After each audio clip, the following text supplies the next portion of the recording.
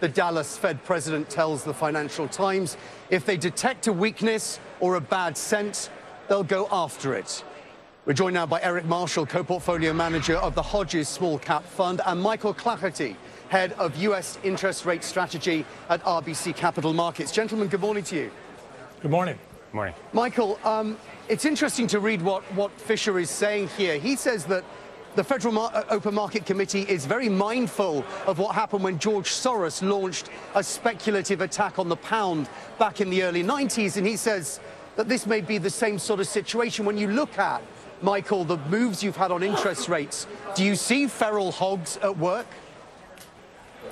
No, my wife does want me to lose weight, but I don't think hog is the right description.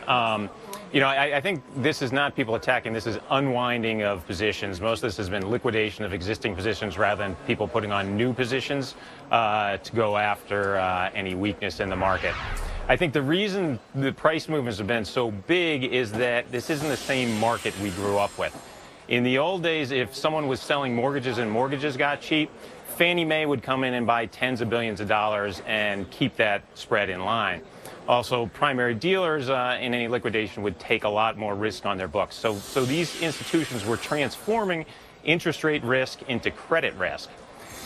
As regulators have tried to tamp down credit risk in the market, you don't have these same shock absorbers in the system anymore, and so you get outside move. Nonetheless, Michael, does it not concern you that a man that will be a voting member of the FOMC next year believes that you've got to hold the line against an aggressive market in this way? Again, one member of the committee I don't think is too important, but I think the consensus view out there is that these are unwinds of positions rather Eric, than anything new. Let me ask you, I mean, it may have more to, I mean, if he uses this sort of language in public, Eric, God knows what they say behind closed doors. Perhaps this has more to do with the internal debate on the FOMC about whether or not they should walk back on tapering. I mean, do you think that that is likely in some big way, given the moves that we've had? Well, I don't think anybody out there was investing on the premise that they expected quantitative easing to last forever. And we think this volatility here recently around what the Fed may or may not do has really created opportunities to go in and look at individual companies, and this well-anticipated correction that everybody's been waiting for has been underway. It's too late to play defense, and I think you can use this volatility to your advantage if you're an active manager.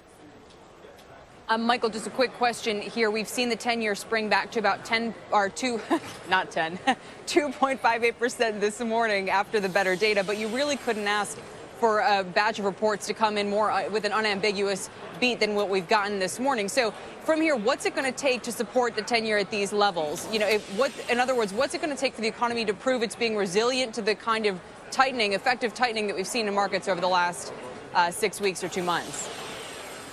Yeah, I think that the market's come a little too far, a little too fast. It's more obvious in the 5-year part of the curve than the 10-year part of the curve. That seems overdone. It seems like too much Fed tightening priced in. But I think we're going to have to, you know, I think it's going to be hard for the Fed to unwind all of this. It doesn't want to say that it's, you know, going to continue to buy forever. We need to live through this adjustment to not having the Fed dominate the market at some point. And if they go on again, off again, I think it makes things worse rather than better. Eric, what happens to the equity market from here until the end of the year, in your view? I mean, what is the central advice to investors in equities now? Well, at the Hodges funds, we believe investors should really focus on well-run businesses that control their own destiny, that aren't necessarily dependent on what the Fed may or may not do, but instead rely on their own ingenuity. So, Eric, I'm sorry. Do you really? Sorry, I'm really sorry. Do you really think that stock picking works in an environment where the market has moved 4% in 1 week?